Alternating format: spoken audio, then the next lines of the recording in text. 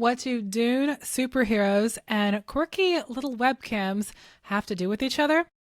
Well, they're all going to be mentioned in today's video, which is a quick quarterly roundup from me as we have reached the end of the first quarter of 2025. Last week, I did a great episode for you all about how to do your own quarter by quarter assessments and how to figure all of that out in a way that makes sense for you by pruning and by surrendering some things or by doubling down other things. And this is just a quick, friendly quarterly update from me on how I am handling all the different things with the crazy publishing industry shenanigans and my own reading and writing and all of that stuff. It's going to be short. It's going to be friendly. You're going to have more books to put on your TBR, as well as a webcam that I definitely think you need to grab. And also why my latest book has taken me so long to write and what you can learn from a few of my own publishing challenges in that area. This is Janeen Ippolito of Author Culture. Let's chat.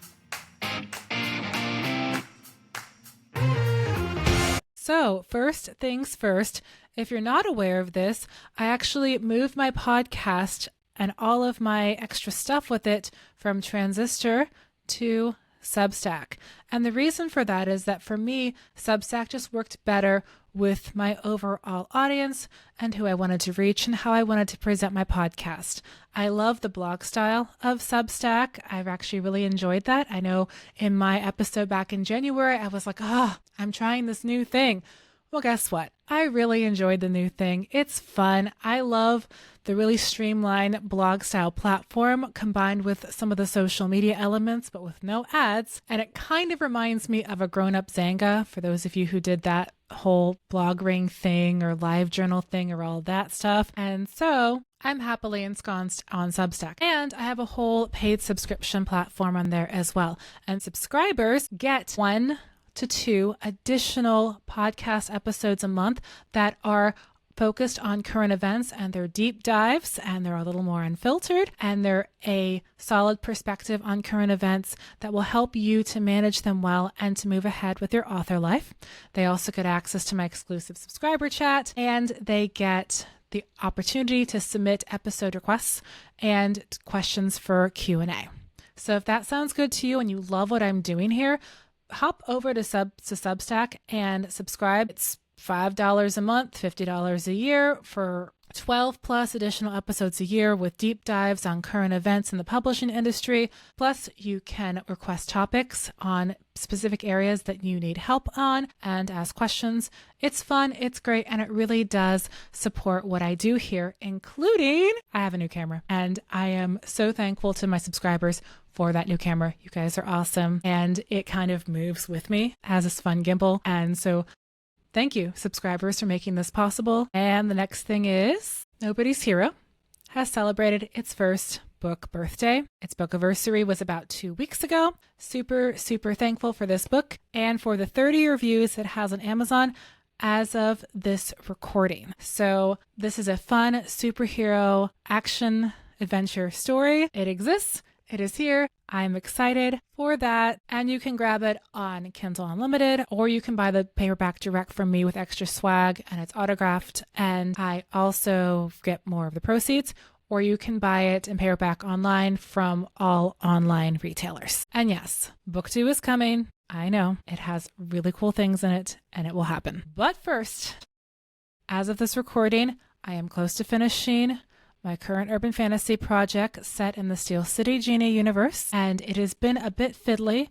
And I've mentioned that here and there online that it's been fiddly, and I used to say, oh, it'll be the next month and the next month. And I'm like, nope, I can't give you that promise right now because it's just taking too much. And I wanted to let you guys know a little more of why, so that you have some insight into that and some encouragement as well and can learn from what I'm dealing with here. First of all, this is a completely new book that is going to replace a previous book as a side series in this universe. And the main series already has 3 books out. When I first wrote the original version of this book, there wasn't the 3rd book in the main series. And so now that I'm writing this version of the book, which is just fun and awesome, and If you enjoyed the other version, that's fantastic, but it really didn't jive with where I wanted the series to go, so I made a switch. And because of that, creating this book is a little bit like handcrafting a puzzle piece that has to fit with all the other existing puzzle pieces.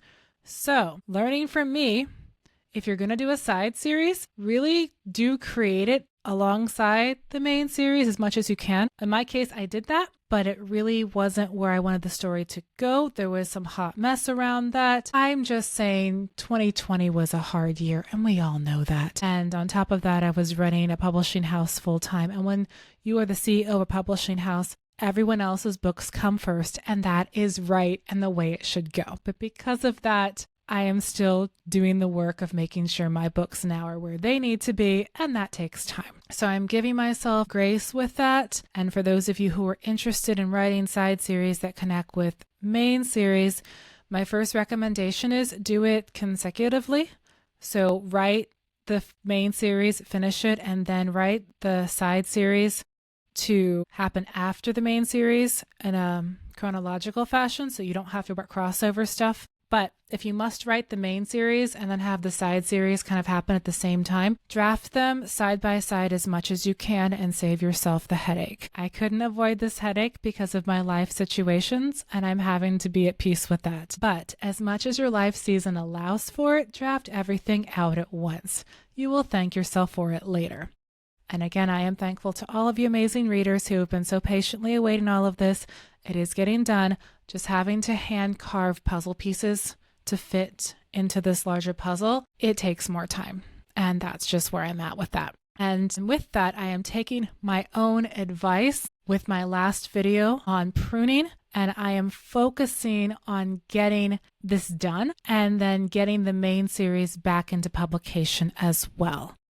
Which means one of my goals was to have my world building books refreshed and relaunched by Realm Makers, not particularly because that's a special magical date in the universe. It just happens to be a nice date for me, and I get to reconnect with a lot of my author friends and client friends and all of that. But trying to get my fiction all together and relaunched and then do the same with nonfiction was probably a little overambitious to ask myself to do in 6 months while working with clients all the time and, sleeping, having a life, making sure that we have groceries and bills are paid. So I will be holding off on getting that world building relaunch done till later in the year. I'd still like to get it done this year, but it will be later in the year for my own sanity.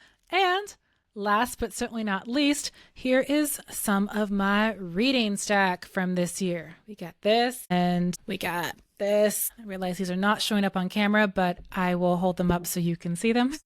Okay. And this guy. So I am slowly and steadily working my way through Fight Right. This book is a giant hug to my heart, which probably sounds odd, but first of all, Carla is a fantastic teacher and has a fantastic voice on how to write fight scenes for books, and having a background in some sword fighting combat techniques and thinking through things in that way, because my husband does youth sword fighting programs. I just love how she approaches everything in this book. It is just a brain massage to read, as well as incredibly insightful. Carla, I will need to have you on my podcast sometime because you are just a fantastic individual. And so I am slowly and steadily working my way through this one. I am slowly and steadily working my way through this one in a small reading group with my editor, and we are both having a blast with lots of interesting commentary. This book is special. This man uses semicolons in ways that I have never seen semicolons used before, and I'm not sure they should be used, but he gets away with it, and he head hops like you wouldn't believe. But really good political intrigue, really fascinating interior dialogue work, really interesting world building choices. Glad that this is my sci-fi classic read right now. And Dune, continuing to read it. Now, I can't show you all the other books that I'm reading because they're on my Kindle, and it's not very exciting to look at a book on a Kindle, but I am reading vast amounts of other books as well that I will share about in the future. And especially if you want my opinions, thoughts, and updates on my fiction reading list, the books that I'm working through, you're going to find that on my Instagram. Now, for books that I am going to be reading in the future, There's a lot of them because I tend to read about 10 books at a time, depending on where my brain is. So a taste of that. I have really enjoyed the Expanse TV series. This book, Leviathan Wakes by James S.A. Corey, is the first book in the Expanse book series. It's really fun. It has great world building. It's intense. It's intrigue. It's all those great things. And so I am looking forward to diving into it more. And I just may have to say no to a few other books on my reading list to get this little monstrosity done. And that is okay. And last but not least, speaking about pretty books that I need to finish or even start, the Shattered World books by W.R. Ginjal. I know how to say this. I'm sorry in advance, Wendy. Wendy is an amazing author. I've had her on the show before to talk about how to write with chronic illnesses and neurodivergent brains. She writes fantastic, unique, Aussie-based urban fantasy, or as she calls it, Crikecore. I have read her first 2 series, the City Between series, and then the Worlds Behind series. And so these were Kickstarters, so I have them in hardback, and I need to read them. So goals, but they are very pretty hardbacks. This is the Shattered World series. And of course, along with that, I'm reading some history, biographies, a little bit of theology, a little bit of self-help, things like that. And I like to be reading a variety of different books with different perspectives because it helps me to see things from different areas and different ways and keeps my brain active. And then I will come back and binge read my science fiction and fantasy because it can also contain fascinating things to think about, and it's really fun. So thank you so much for hanging out with me with this quick roundup of my own writing life and reading life. If you want more of these kind of updates, I do put them on my Instagram. And also I have a Substack that's under my name, Janeen Ippolito. So I have author culture, and then I have Janeen Ippolito. And so if you're interested in more of these kind of personal updates, you can hop over to my Janeen Ippolito Substack or Janeen Ippolito on Instagram, and that's where you're going to find more of those kind of authory, bookish kind of stuff. Now go forth and be awesome.